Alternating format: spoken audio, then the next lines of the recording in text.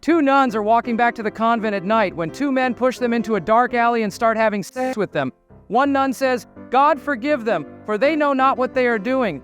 The second nun says, "Speak for yours. Mine is a master." Yesterday, my wife told me, "How could you do this to me?" I was confused and asked, "What did I do?"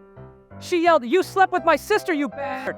I tried to explain, "Well, when I went to work, she was lying naked on my table. And you know she's an attractive woman. What did you expect me to do?" And she said, "The fucking autopsy." I woke up in the middle of the night and realized my husband wasn't in bed. Curious, I slipped on my robe and went downstairs to find him. There he was, sitting at the kitchen table with a cup of hot coffee, staring blankly at the wall. I watched as he wiped away a tear and took a sip. "What's the matter, dear?" I whispered as I entered the room. "Why are you up at this hour?" He looked up from his coffee, his expression heavy. "Today is the 20th anniversary of the day we met." I couldn't believe he remembered, and tears welled up in my eyes.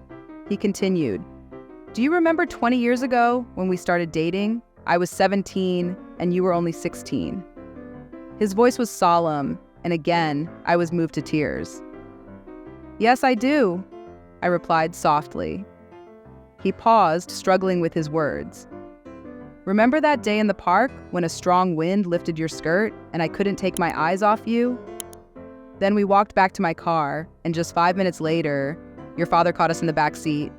"Yes, I remember," I said, sinking into the chair beside him. He continued, "And do you remember when he pointed a shotgun in my face and said, 'Either you marry my daughter or I'll send you to prison for 20 years. "I remember that too," I replied, my voice barely above a whisper. He wiped another tear from his cheek and with a heavy sigh said, "I would have been free today." Yesterday I had sex with the girl I'm seeing. I went to the bathroom and she said, "If I got pregnant, what would we call the baby?" So I took off my condom, tied a knot in it, and flushed it down the toilet. And I said, "Well, if he can get out of that, we'll call him Houdini." I came home after a really long day at work, and as soon as I saw my husband, I said, "Please take off my blouse." He did, and I continued, "Now unzip my miniskirt and take it off too." He obliged, and I told him, "Unclasp my bra now." After he did, I added, "And take off my underwear." He began removing my underwear, and then I said, "How many times do I have to remind you that you can't wear my clothes, you pervert?" I went to the psychiatrist and said, "Doc, I think I might be a nymphomaniac." He looked at me and said, "Well, I'll see what I can do. My fee is $80 an hour." So I grinned and asked, "How much for the whole night?" One day at school, a student was laughing so hard that my teacher had to ask, "Why are you laughing so much?" He managed to say between laughs, "I just saw your bra strap." The teacher was not pleased and told him to leave the class and not come back for a week. Just then, another student started laughing too. The teacher turned to him and asked, "What's so funny?" He replied, "I saw both straps of your bra." The teacher, looking even more upset, told him to leave and not come back for a month. As we tried to continue the lesson, the teacher dropped her chalk and had to bend down to pick it up. So I got up and started making my way out of the classroom. The teacher shouted, "Where are you going?" I looked back and said, "After what I just saw, I think my high school days are over." This morning I was beat up by a woman in an elevator. I was staring at her boobs and she said, "Press 1." So I did, and I don't remember much after that. Success is like getting pregnant. Everyone is quick to congratulate you, but no one knows how many times you got screwed along the way. So my wife and I went to the same hotel where we had our honeymoon to celebrate our 25th anniversary. You know, reminiscing about that wild night from back in the day. She's all nostalgic and asked me, "When you first saw me naked that night, what was going through your mind?" I didn't hold back. I told her straight up, "All I wanted was to bang your brains out and suck your melons dry." Then, as she started undressing again, she gave me this teasing look and asked, "What are you thinking now?" I looked her up and down and said, "Looks like I did a damn good job." After losing my husband almost 4 years ago, My daughter kept urging me to get back into the dating world. I finally agreed, though I had no idea where to start.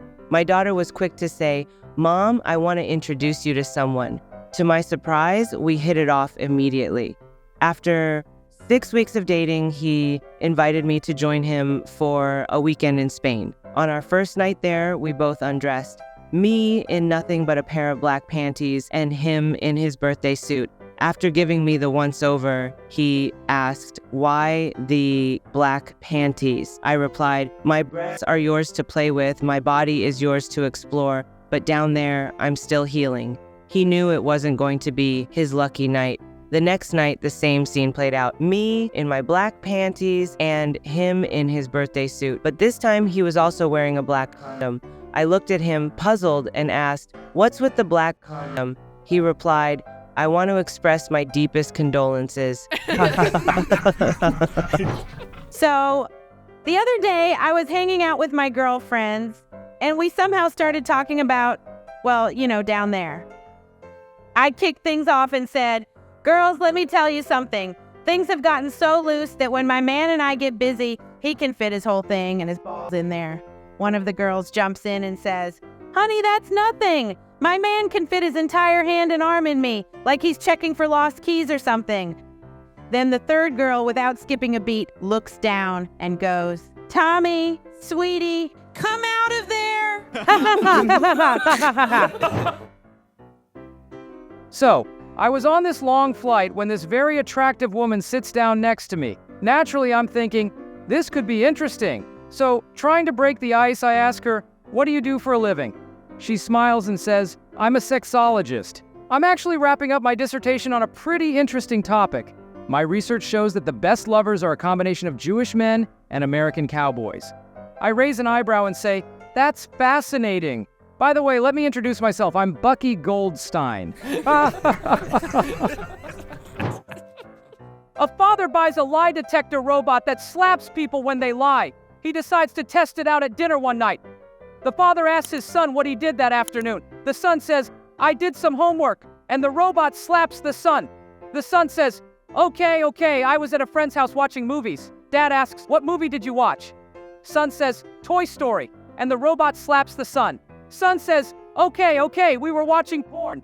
Dad says, "What? At your age, I didn't even know what porn was." And the robot slaps the father.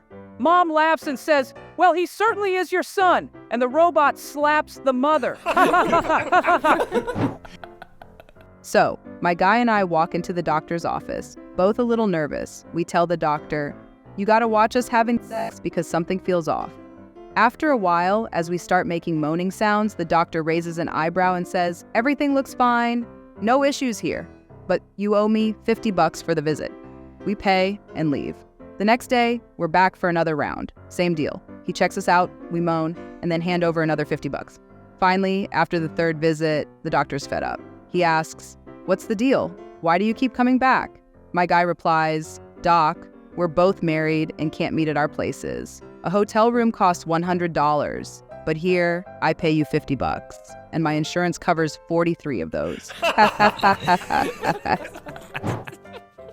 The other day I'm at the theater, the play ends, and everyone's standing up. There's this big lady in front of me, and her dress is stuck right between her cheeks. It's just sitting there wedged deep, and I couldn't help myself, so I reached over and yanked it out. Before I could even blink, bam! She smacks me across the face like I had just stolen her dinner. A few days later, I'm at the movies, and wouldn't you know it, the same lady is in front of me again. Movie ends, she stands up, and her dress is all up in there even deeper this time. The guy next to me reaches out trying to help, and I lean over thinking I'm being clever. I go, "Dude, she doesn't like that." And then, like an absolute idiot, I shove it back in. Let's just say she really didn't appreciate that one either. I was sitting in a cafe, minding my own business, when I overheard this elderly couple at the next table. The grandfather was sweet-talking the grandmother, trying to convince her to visit the same place where they first got it on 70 years ago. Naturally, my curiosity got the better of me, so I decided to follow them to make sure they were okay. They turned a corner, and suddenly, they were behind a fence, getting down and dirty like it was the first time all over again. Once they were done, I couldn't help but approach them, still in shock, and ask, "What's your secret?" The grandpa grinned and said, "Well, sweetheart, 70 years ago, this fence wasn't electric." I was on a crowded trolley bus, packed so tight it felt a bit too cozy for comfort. I was standing next to my grandma, who's about 80, and a tall guy who kept trying to get my attention. He was winking at me like it was some sort of secret code while trying to press closer. Suddenly I yelled, "Pervert!" And the whole bus fell silent, all eyes on us. The guy looked shocked and said, "What are you yelling about? You've been stroking my balls for 5 minutes now." I shot back, "I didn't even touch your balls." Then my grandma piped up, looking at the guy with a smile. "I just wanted you two to become friends." I'm driving back from a business trip and spot a gypsy woman hitchhiking. I think, if I pick her up, she'll talk my ear off. If I don't, she'll curse me. Let's see what happens. I pull over and she hops in. "Dear Golden Diamond," she says, "let me tell your fortune." "Sure, go ahead," I reply. She says, "First truth, the moon shines but does not warm." True. Second truth, the goat does not shave his beard. Yep, true. Then she leans in. Third truth, your wife Mary is screwing the neighbor. No way, I say, that can't be true. She shrugs. Believe it or don't. I get home and tell Mary what the gypsy said. I mention the first two truths, and she agrees. I hesitate on the third, but she insists. Come on, just tell me. So I say, the third truth is that the neighbor Jim has such a tiny dick. Mary cuts me off. That's not true. So, gallant knight Tristan prepares for a long campaign. Just before he rides off into the sunset, he hands his loyal friend the key to his stunning young wife's chastity belt. "Take care of this for me," he says. "While I'm away for years, you must protect her honor." Feeling heroic, Tristan rides away, confident in his friend's loyalty. But not long after, his friend gallops up to him, breathless and wide-eyed. "Hey!" he shouts, urgency in his voice. "Good thing I caught you before you got too far." Tristan, concerned, replies, "What's wrong?" His friend leans closer and says, "You gave me the wrong key." While I was working at the city zoo, they acquired a rare female gorilla. After a few weeks, the veterinarian determined she was in heat and needed a male companion. The zoo administration scrambled to find a suitable mate, but they had no luck. Then someone pointed out JN, the cage cleaner, a huge, ugly guy standing at 6.5 feet tall, notorious for being a womanizer. They decided to approach him with a rather unusual proposal. Would he sleep with the gorilla for $250? He thought it over and finally agreed, but only under 3 conditions.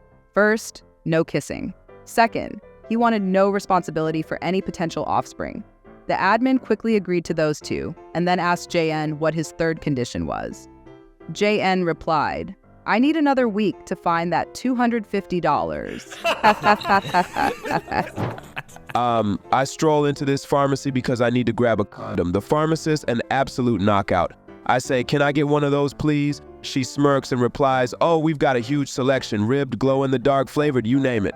I pick one, pay her, and she hands me my change with a playful wink.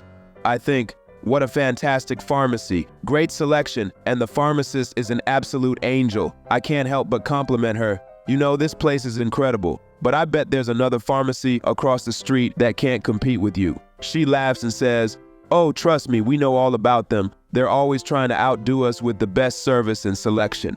So, feeling curious, I decide to check out the other pharmacy. To my surprise, the girl there is even cuter and friendlier. I ask for a condom, and she leans in, licking her lips, and asks, "Do you want that wrapped up, or should I just put it on for you?"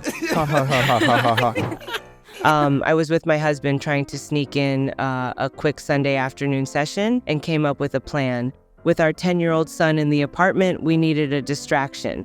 So we sent him out on the balcony and told him to keep an eye on the neighborhood. As soon as the coast was clear, we got to it. From outside, our son started his commentary. "Hey, a car's being towed from the lot. An ambulance just passed by.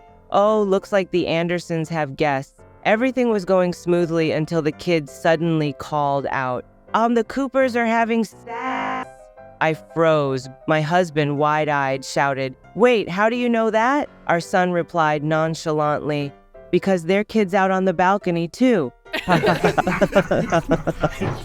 So, my friend invited me for a little drive, and as I'm leaving, my mom gives me that look and says, "Scarlett, honey, let me tell you how this is gonna go. The car's gonna break down, you'll end up at a sketchy little hotel, and surprise, there'll only be one room." Of course he's going to say, "Oh, you take the bed, I'll be a gentleman and sleep in the chair." But beware, because when you fall asleep, he'll pounce on you and disgrace me, you, and the whole damn family. I roll my eyes and head out. The next morning, I come back and tell her, "Mom, you were totally right. The car broke down. We found the hotel with one room. He offered me the bed, and he settled in the chair, just like you said." She looks at me with raised eyebrows. "So? Don't worry." I flipped the script. I let him get comfy on the bed. I took the chair, and when he finally dozed off, I pounced on him. And believe me, by the time I was done, I disgraced him, his mom, and his whole family lineage. So, I'm sitting on a bench in the park one day and I see this 90-year-old man crying his eyes out. I walk over and ask, "Hey, what's wrong?" Through his tears, he says, "I'm in love with a 25-year-old girl." I'm like, "So? What's wrong with that?" He continues sobbing. "You wouldn't understand. Every morning, before she goes to work, we have a little fun. At lunchtime, she comes home, and we go at it again. Then she cooks my favorite meal, and when she comes back after work, well, you can guess what happens next. After dinner, it's round 3, and we go all night long." The old guy starts crying even harder, and I'm confused. I put my arm around him and say, "Honestly, that sounds like the perfect relationship. Why are you so upset?" He wipes his eyes and chokes out, "Because I forgot where I live." I was on the golf course with some buddies. We're playing a chill game when all of a sudden, wham! Out of nowhere, this lady smacks her ball and it nails me right in the crotch. I go down like a sack of bricks, clutching my goods, rolling on the ground, groaning like I've been hit by a truck. She comes running over, all panicked, apologizing like crazy. "Oh my God, I'm so sorry. It was an accident." I'm trying to be a tough guy, so I'm like, "It's cool, it'll pass, no big deal." But she's insistent, right? She won't take no for an answer. She says, "Let me help you. I'm a doctor." I'm thinking, "Lady, I'm fine." But before I know it, she's got me on my back, unzipping my pants like it's part of the medical procedure. Next thing I know, she's got her hand down there, massaging away. I'm lying there in shock, but I'm not gonna lie, it felt damn good. So she asks me, "Feeling better now?" And I'm like, "Hell yeah, that feels amazing." But my big toe still hurts like a motherfucker. It was one of those nights when you just hope the kids stay asleep, but of course that never happens. In the middle of a, moment with my husband, I suddenly notice our little girl standing in the doorway watching us. I freeze, mortified. She asks, "Mommy, what are you doing?" I panic. There's no way I'm explaining that to a little kid, so I quickly say, "Sweetie, Daddy's tummy gets too big sometimes, so I'm just helping him flatten it out by jumping on it." She looks at me completely unfazed and says, "Well, Mommy, you really shouldn't bother with that." Now I'm confused. "Why not, honey?" I ask. She shrugs and says, "Because every morning after you leave, the lady next door comes over and blows it back up." I walk into a 24-hour pharmacy late at night and I start drumming my fingers on the counter. The young pharmacist looks at me and asks, "Do you need hand cream?" I say, "Nope, I need 5 Viagra pills. I've got 5 girls coming over tonight." I buy the pills and head home, feeling pretty confident. Fast forward to the early morning. The pharmacy door swings open and there I am, barely dragging myself in like I just ran a marathon. I crawl to the counter, throw my hand down, and the pharmacist raises an eyebrow, remembering me. "Need another 5 Viagra pills?" she asks. I groan and reply, "No, I need hand cream." The girls didn't show up, but I sure did. Ha ha ha ha ha ha ha. My grandma told me this wild story from back during the war. She was stationed at this military base, right? One night, the boys were all riled up, and she figured she'd give them a little show. She starts stripping slowly, teasing them, piece by piece. Every time something hit the floor, the soldiers went nuts, clapping and cheering like animals. Finally, she's down to her last piece of clothing. She flings it off, and suddenly, dead silence. She's standing there in nothing, completely confused. She strikes a pose and asks, "What's wrong, boys? Don't you like what you see?" Then, from the back row, a soldier shouts, "Honey, we'd clap, but it's real hard to do it with one hand." It's one of those mornings. I'm in the kitchen, making breakfast, minding my own business, when my husband sneaks up behind me and gives my butt a good pinch. He smirks and says, "You know, if you firm this up, we could finally get rid of that girdle." I'm annoyed, but I bite my tongue. Fast forward to the next morning, he walks by and pinches my chest. And with that same smug grin, he goes, "If you firm these up, we could get rid of your bra." That's when I decided to grab his manhood and say, "And if you firm this up, maybe we could finally get rid of the mailman, the gardener, the pool guy, and your dumb brother."